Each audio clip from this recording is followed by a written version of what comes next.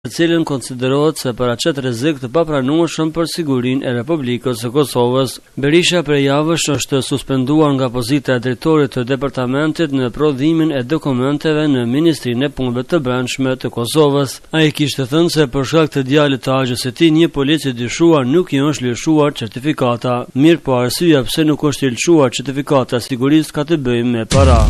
Shqipëri, shtohen azil kërkuesit në Schengen. Fajon Ballkani rrezikon rikthimin e vizave.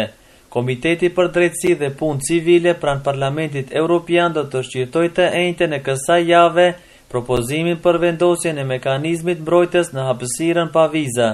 Sipas mediave europiane, nëse drafti hin në fuqi, ai do të sjellë në fuqi masa të përkohshme për ndërprerjen e regjimit pa viza për vendet e Ballkanit Perëndimor. Raportuesja për Ballkanin në Parlamentin Evropian Tanja Fajon ka deklaruar se të dhënat për azil kërkuesit janë shqetësuese, pasi sipas raporteve vitin e kaluar është rritur për 60% numri azil kërkuesve të rem krahasuar me vitin paraprak. Dëgjojmë shumë kritika nga vendet europiane, veçanërisht në 5-6 muajt e fundit, se regjimi pa viza për të gjithë qytetarët e Ballkanit Perëndimor po keq përdoret seriozisht, tha Fajon. Sipas saj, me vendimin e Brukselit rrezikojnë të rikthehen vizat për qytetarët e Maqedonisë, Serbisë, Bosnjës dhe Hercegovinës dhe të Shqipërisë.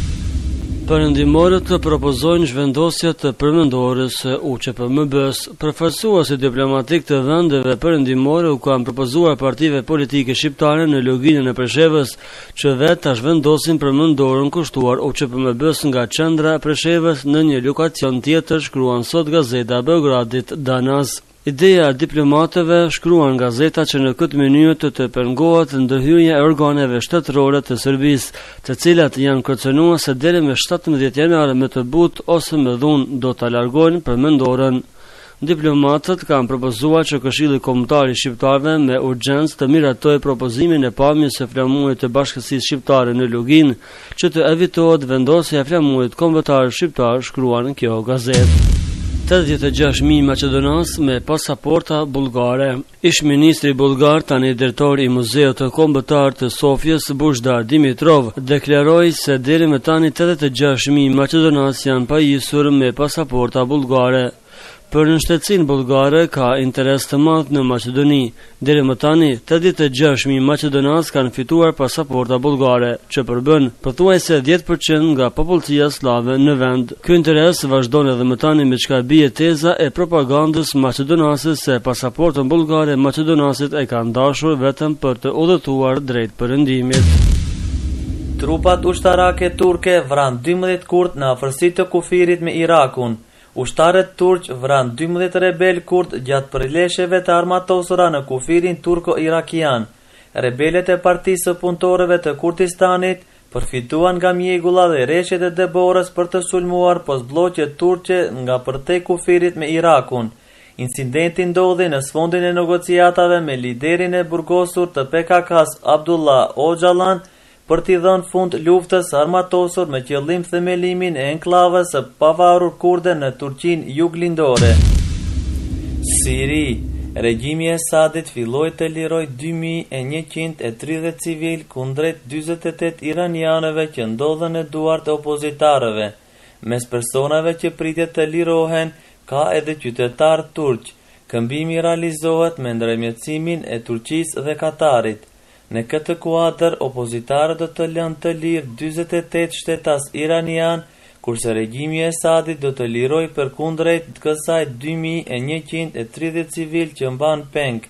Procesi i këmbimit ka filluar sot në mëngjes. Mes 2130 personave që do të lirohen nga regjimi i Esadit, gjenden edhe 73 femra. Regjimi ka bllokuar nga ndihmat 1 milion njerëz në nevojë. Ndërkaq vazhdojnë edhe përleshjet në Siri. Forcat e Esadit janë duke bombarduar lagjet periferike të kryeqytetit Damask. Ndërkohë Kombet e Bashkuara deklaruan se 1 milion sirian prej 2.5 milion sirianëve sa kanë nevojë për ndihmë nuk arritën të marrin ndihmat me ushqim. Forcat e Esadit vazhdojnë të bëjnë dislokime me qëllim të rimarrjes së qytetit Deraja, që gjendet në afërsi të kryeqytetit Damask. Njoftohet se forcat qeveritare janë duke bombarduar në mënyrë intenzive nga ajri qytetëve në fjalë. Ekspertët deklarojnë se regjimi i Esadit mundohet që aksin e luftimeve nga kryqyteti ta transferojë në drejtim të qytetit Humus. Edhe në qytetin Mastuma, që gjendet në veri perëndërim të prefekturës Idlib, jetohet përleshjet e ashpra. Opozitarët njoftuan se forcat e regjimit në qytetin Mastuma kanë përshkatuar disa prej banorëve të qytetës. Ndërkohë programi botëror i ushqimit, që është njëra prej organizatave të Kombeve të Bashkuara, deklaroi se nuk mund të ndihmojë 1 milion sirianëve të cilët gjenden në kufirin e Uris. Sipas deklaratës së bërë, bëhet e ditur se Kombet e Bashkuara ndihmuan vetëm 1.5 milion sirianëve prej 2.5 milionëve sa ka nevojë për ndihmë. Kombet e Bashkuara deklaruan që për shkak të luftimeve që jetohet në qytetin Humus, Halep, Kamishli dhe Tartus kanë tërhequr përkohësisht punonjësit e tyre nga këto qytete.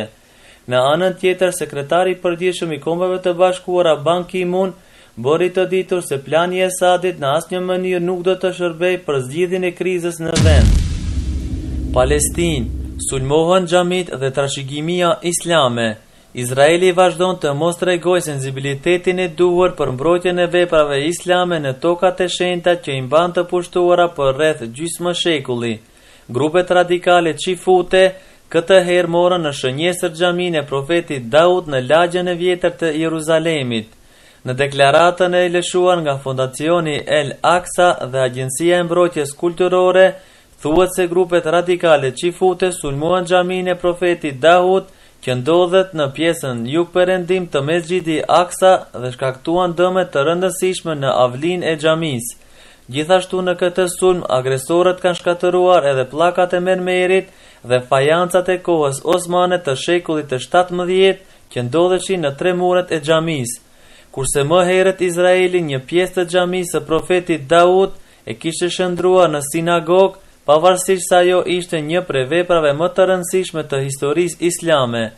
Grupet palestineze thonë se kjo nuk është hera e parë që një xhami historike sulmohet nga grupet ekstreme izraelite. Parashikimi i motit. Sipas meteorologëve të nderuar dëgjues, Prishtina ka -6 gradë Celsius, ndërsa Tirana ka 7 gradë Celsius dhe Shkupi ka -5 gradë Celsius. Të nderuar dëgjues, kjo ishte tëra përgatitur për edicionin e lajmeve të orës 16 deri takimet tona të radhës. Mirëmbëjtje. Bëhu pjesë e emisionit edhe ti 004